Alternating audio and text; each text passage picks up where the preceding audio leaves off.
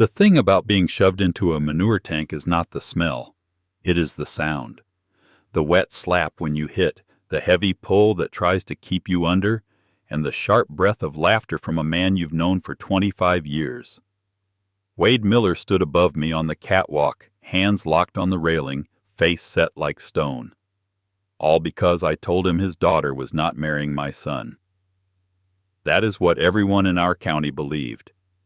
That is what I believed, too, right up until the night I found a cheap camera zip-tied beneath my feed hopper, aimed at the gate between our farms, quietly recording every ugly word we'd thrown at each other. And right up until I heard my son's voice on the audio, not pleading, not heartbroken, amused. "Push him," Caleb said. "Make it look real. If you're listening, tell me where you are and what time it is. I'm Trevor Johnson. I'm 68, a grandfather, and I've worked the same dirt since my knees were young and my hands didn't crack in winter. I'm not proud of what I did in the first half of this story. Some of it will make you hate me. But stay with me. Because two young people tried to force two old men into early graves, and instead, they ended up disinherited and gone. And Wade Miller, the man who shoved me into that tank, is now the only neighbor I'd trust with my grandkids. I run Johnson Dairy on the east side of Birch Hollow Road. 200 acres my father scratched together, and I expanded with loans, sweat, and stubbornness. The Millers are on the west side, beef cattle, hay, a smaller dairy, and a reputation for being friendly at church and sharp in business. Wade and I were never friends. We traded favors in storms and kept our distance the rest of the year.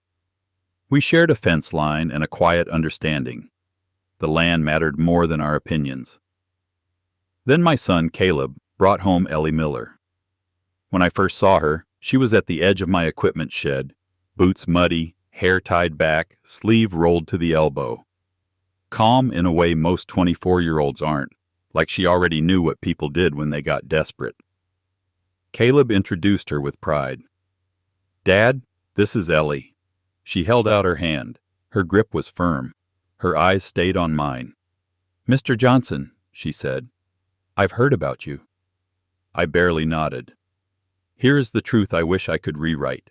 I hated the idea of that marriage the moment the words existed. Not because Ellie had done anything to me. Not because of her looks. Not even because of her last name, though I told myself that was it. I hated it because I'd watched marriages break farms. I'd watched love turn into leverage. Divorce turning acreage into paper. Death turning siblings into wolves.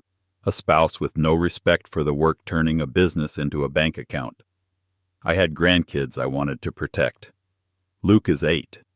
When he stays with me, he collects eggs and thinks the world makes sense if you work hard and keep your word. That boy was in my head long before I went under in that tank. I told Caleb no, not gently, not like he was fragile. We were in the milking parlor, machines humming, cows shifting. "Not happening," I said. His jaw tightened. "You don't even know her." "I know enough. You know her last name." "I know her father," I said. "I know his kind." Caleb stared at me with hurt, dressed up as anger. "I love her," he said. "Love doesn't feed cattle," I answered. "Love doesn't keep the bank from calling your note." He walked out mid-shift. That was the first crack. And instead of stepping back, I tightened my grip. I became exactly what people whispered I was. A man who treated family like assets. I pulled Caleb's truck note early and forced him to come to me for money, just to remind him who held the keys. I reshuffled his work so he had less time to see Ellie. I scheduled night work and told him late. I checked his phone records under the excuse of reviewing farm accounts. When he accused me of spying, I didn't deny it. "I'm protecting what I built," I told him. Ellie didn't retreat. She doubled down. She sat beside him at church like she'd always belonged there. She volunteered at the county fair. She smiled at everyone with practiced ease. Then she came to me at the fence line between our properties, where old wire and cedar posts had been patched so many times it looked like a scar. "Mr. Johnson," she said, "we need to talk." "I don't talk about family business at the fence," I said. "It isn't business," she replied. "It's life. Life is business out here." She stepped closer, careful not to touch the wire. "Caleb is serious." "So are debts," I said. She held my gaze. "So are people." "I'm not asking permission," she said. That sentence did it. Not because it was rude, because it was fearless. I didn't hear a young woman asking to join a family. I heard someone announcing she intended to take a place, and I panicked. I went to Wade Miller a week later, not neighbor to neighbor, not kindly. I pulled into his yard and waited until he came out of his barn. He greeted me with a grin that faded when he saw my face. "We need to talk about your daughter," I said. Wade's eyes hardened. "Ellie's fine." "I want her away from my son," I said. "That's not your call." "I'm making it my call." Wade walked closer, pale eyes steady. "You don't decide who she loves." "I decide what happens to my farm," I said. Wade's smile returned, sharp. "Maybe your son doesn't want your farm," he said quietly. "Maybe he wants a life." The accusation hit exactly where it was meant to. I left before my temper did something stupid, but the damage was done. The conversation spread. People watched us at the feed store like we were entertainment. Conversations paused when we walked by. 2 days later, Caleb came into my kitchen. "I'm proposing," he said. "No, you're not," I said. "I'm telling you," he replied. "I'm proposing." I set my mug down. "If you marry her," I said, "you're not taking control of this farm." Caleb stared, then asked the question that still burns. "You'd cut me off." "I'd protect what I built." He straightened. "You think the farm is a weapon?" "It's my life," I said. "And you'll die alone with it," he answered, and walked out. From there, it became war. Quiet, small-town war, with clean smiles and dirty tactics. I put up new no trespassing signs at the fence. Wade's hay equipment drove close enough that dust coated the posts by noon. I made a county complaint about his waste system liner. Petty, yes. It made inspectors show up and made his schedule a mess. Wade cut me out of a co-op discount we'd used for years. My feed cost rose overnight. Then someone left one of my gates unlatched. 20 cows wandered toward the road and nearly met a school bus. The horn screamed. My heart almost stopped. The latch wasn't broken. It had been lifted clean. I assumed Wade did it. I got angrier, more paranoid, more determined to win. I hired an attorney and began shifting assets toward a trust, just in case Caleb forced my hand. I told myself it was for Luke. Part of it was. Part of it was fear. I started digging into Ellie and the Millers for leverage. Bank questions, records, anything that might show weakness. What I found was nothing dramatic. Just another family working hard. It annoyed me because it didn't match the villain story I'd written for them. Then the first real punch landed. An anonymous complaint accused me of mistreating my cattle. Inspectors arrived. People watched from trucks as if they'd paid admission. I passed, but they wrote down minor issues like they were sins. 2 days later, a letter from the bank appeared on my table. A meeting to review sustainability because of recent events affecting leadership and risk. Leadership. Risk. Someone was using the noise to squeeze my credit. That night I set up cameras. Practical ones. One at my lane, one on the barn doors, one aimed at the gate between our farms. The first week was raccoons and stray cats. The second week, at 2 a.m., I caught a truck moving slow with headlights off. It stopped near my gate. A figure got out, walked to the latch, and touched it with familiarity. I rewound, zoomed, squinted through grain. The stance, the shoulders, the way he moved on my land like it belonged to him. It looked like my son. I drove to town and watched Caleb and Ellie at a diner. They sat close, smiled. Looked like a normal couple. Then Ellie slid a small envelope across the table. Caleb tucked it into his jacket like it was routine. My stomach turned cold. I confronted Caleb the next day, not with accusations, but with the truth. Gates, inspectors, bank letters. "I'm being targeted," I said. Caleb's expression stayed blank. "You always think someone's out to get you." "Am I paranoid?" I asked. "Or are you part of it?" He shrugged. "You've made enemies." Enemies. That word should have stopped me. I asked, "Are you with her to spite me?" "No," he said too quickly. Then he dropped the real blow. "I'm moving out," he said, "with her." I felt the room tilt. "Don't," I said, and I hated how weak it sounded. "It's happening," he said, "whether you bless it or not." A month later came the manure tank. It was a gray, damp morning. I'd been up since 4. My waste pump was grinding, and I was already raw from weeks of pressure.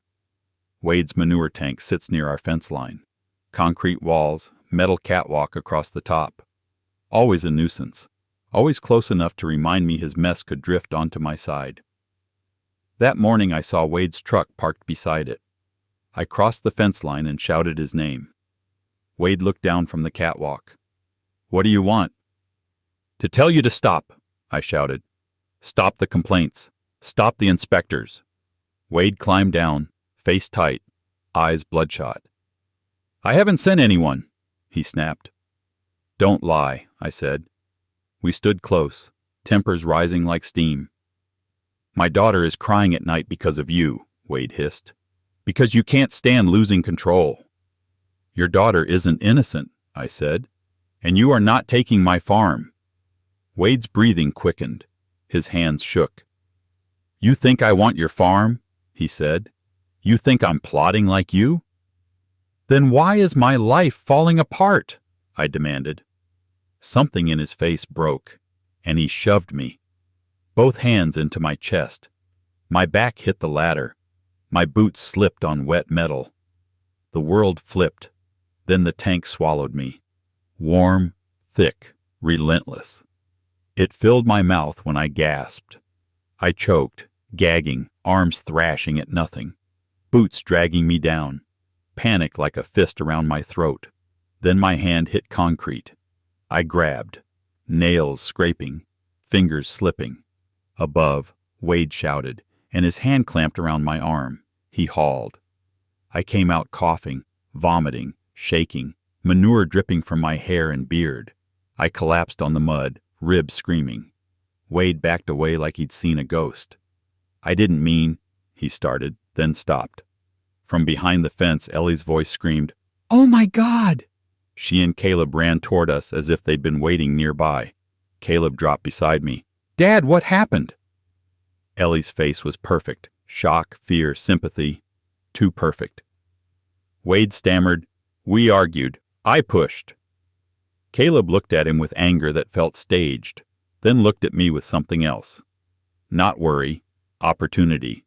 By evening, the county knew. My humiliation traveled faster than any tractor on that road. Inspectors. Phone calls. Gossip. And the bank meeting stayed scheduled. I sat in my kitchen later, wrapped in a blanket, raw in body and pride, and asked the question I should have asked weeks earlier. Who benefits if Wade and I destroy each other? That night my cameras answered. At 1:17 a.m., movement near the fence. A figure walked straight to the gate and knelt by the post. Then the figure looked up, directly at the camera, like he knew exactly where it was. It was Caleb. He wasn't opening the gate. He was fastening something to it. In the morning I drove out and found the device. A cheap camera hidden behind weeds. Taped beside it was a scrap of paper. A schedule. Times. Dates. Notes.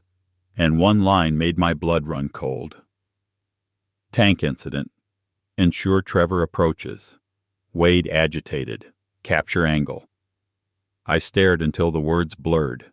It had been planned. Not a fight. A scene. My first instinct was to storm into Caleb's face and demand answers. Then the older instinct took over. Evidence first. I didn't just keep the schedule. I dug deeper. I combed footage. I saved copies to multiple drives. I watched Wade on camera, alone one afternoon, standing at that gate with his head in his hands, a man unraveling. Not scheming. Suffering. So I did the hardest thing I'd done in months. I went to Wade, not angry, not threatening, hands visible. He met me in his yard, face guarded. "Come to press charges?" he asked. "I came to ask you a question," I said. "Did you know Caleb was near the tank that morning?" Wade's eyes narrowed. "They showed up right after. Ellie said she heard shouting." "Have you had bank calls?" I asked. "Inspections? Rumors?" Wade looked away, jaw working. "Yes." I held out the schedule. He read it. Color drained from his face at the tank line. "No," he whispered. "No. I'm not letting you off the hook for pushing me," I said. "But I don't think you were supposed to be the villain. I think someone wrote you into that role." Wade's hands trembled. "Ellie wouldn't," he said, but it sounded like prayer, not certainty. "Caleb is my boy," I said, "and I'm saying he's involved." Silence stretched between us. Then Wade said, low and hard, "Then we work together." That is where the story truly turns. Not with apologies, with two stubborn men deciding they were done being played. We compared letters, calls, inspections, dates. Every time Wade and I were pushed into conflict, something else happened behind our backs. A bank call, a compliance review, a rumor timed to hit. And Caleb and Ellie were always nearby, positioned as the reasonable next generation ready to stabilize things. That night, Wade received a text from Ellie. "Tomorrow morning, bank meeting.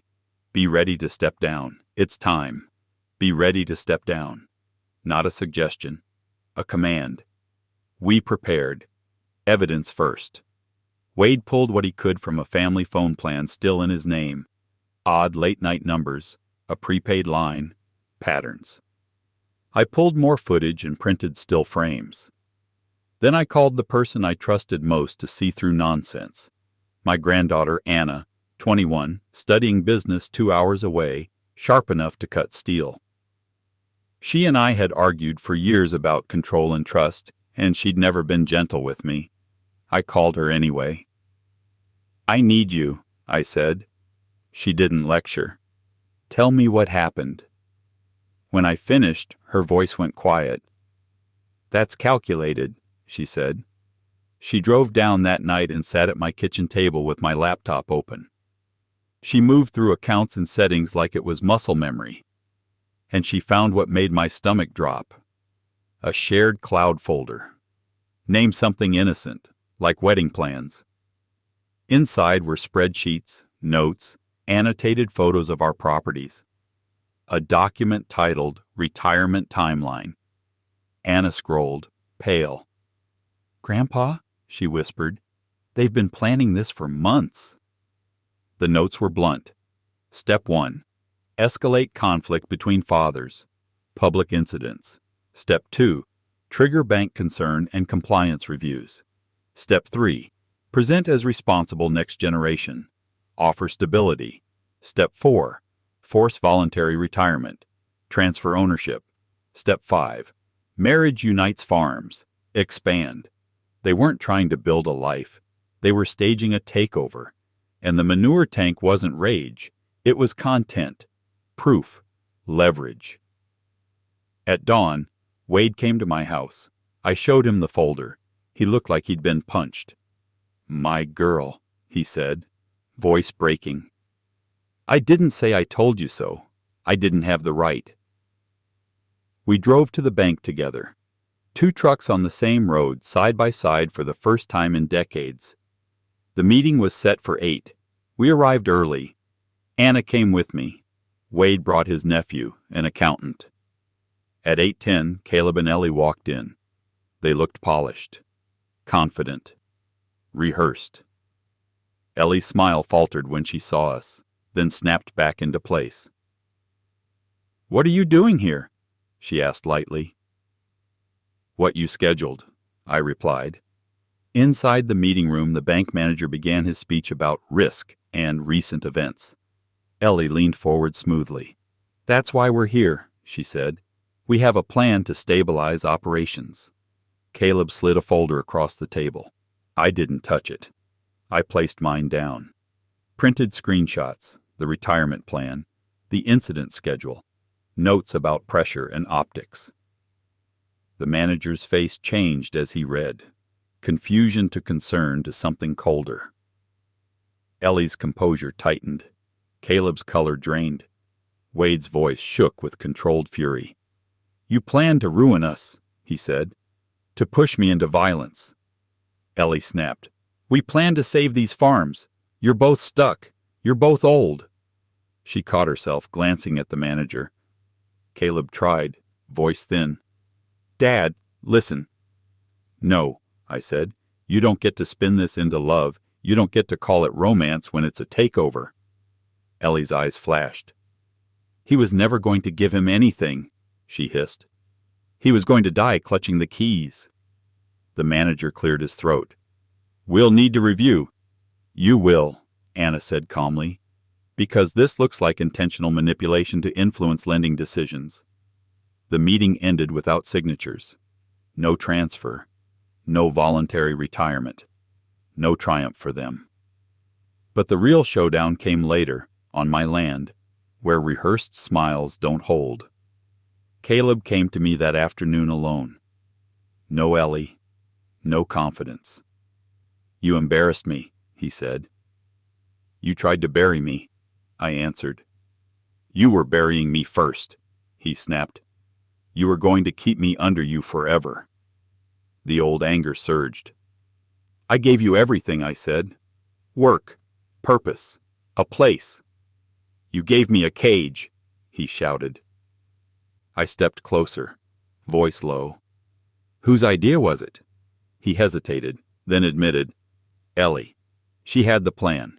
She said old men can't stand looking weak. She said you'd rather retire than lose face.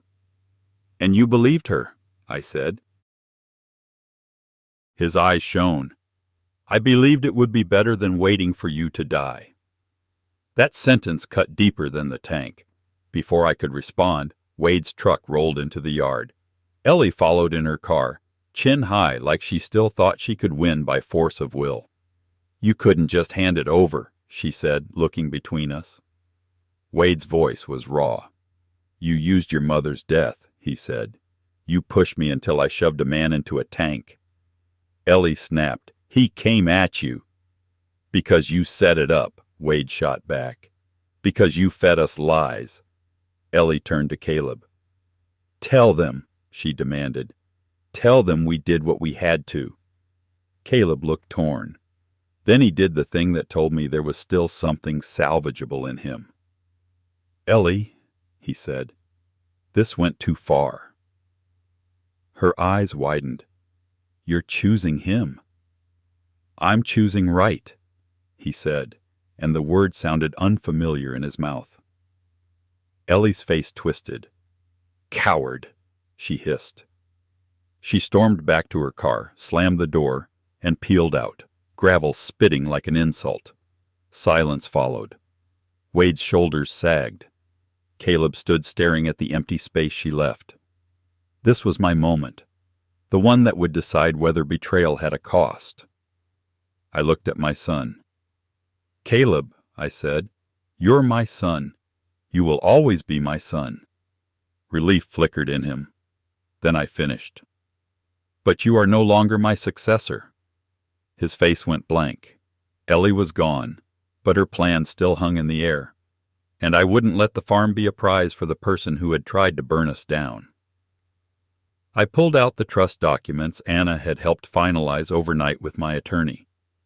The farm would go into a trust for my grandchildren, with clear conditions and independent oversight. Caleb would receive only a modest, structured payout if he met strict requirements. Work, accountability, no interference. If he contested it, he'd lose even that. Wade held up his own folder. He had done the same. The look on Caleb's face wasn't rage. It was realization. This wasn't a lecture. This was consequence. Wade spoke quietly, eyes wet. "I won't become what you thought I was," he said, "but you won't take my farm." Caleb swallowed hard. "Dad, please." "I don't trust you right now," I said, "and you haven't earned the right to be trusted." He nodded once, stiff. "Then I'll earn it," he said. Wade and I stood there a moment, two men who'd spent months trying to beat each other and finally seeing how easily pride makes old men stupid. "I'm sorry," I told Wade, "for what I assumed." Wade's voice was steady. "I'm sorry too," he said, "for the tank." "I'll remind you of that pain once a year," I muttered. Wade's mouth twitched. "Fair." That's how friendship started between us. Not sentimental, not immediate. Slow, hard-earned, built on shared humiliation and the shared decision not to be controlled anymore. In the weeks that followed, the anonymous complaints dried up. The bank backed off when it realized it had been played. Wade and I started sharing equipment again, not just to save money, but to force ourselves into coordination and trust. We also did something we should have done years ago. We spoke openly about succession, with boundaries based on responsibility, not dominance. Caleb stayed in the area. He moved into a small rental in town for a while. He kept working on my farm under supervision. Quieter, humble in a way I hadn't seen before. One afternoon he approached me while I checked a fence. "I'm sorry," he said. I asked the question that mattered. "Are you sorry because it failed, or because it was wrong?" He didn't dodge. "Wrong," he said. I studied him, looking for performance. "Then keep living with it," I said. "Keep showing up. Keep proving it." He nodded. "I will." Wade invited me to dinner not long after. His house no longer felt like enemy territory. On his wall was a new photo, not Ellie. Luke, my grandson, holding a fishing pole, Wade beside him, both of them smiling. Wade caught me looking. "Kid's got patience," he said. "He gets it from his mother," I answered. "And stubbornness from you," Wade said. "Damn right," I replied. Later, Wade stared into his coffee like it held answers. "You know what's the worst part?" he asked. "What?" "I miss her," he said. "Even after all that. I miss my girl." I nodded. Loving someone doesn't switch off just because they hurt you. Wade's voice cracked. "Do you think she'll come back?" "I don't know," I said. "But if she does, you'll love her without handing her the keys." We sat in silence, two men humbled by our own pride and by the ambition of people we raised. If there's a lesson here, it isn't that young people are wicked or old people are wise. It's that pride makes you easy to control. It made me a tyrant in my own home, convinced I was protecting everyone while I tightened the noose. It made Wade shove me into a tank because he thought violence was the only language left.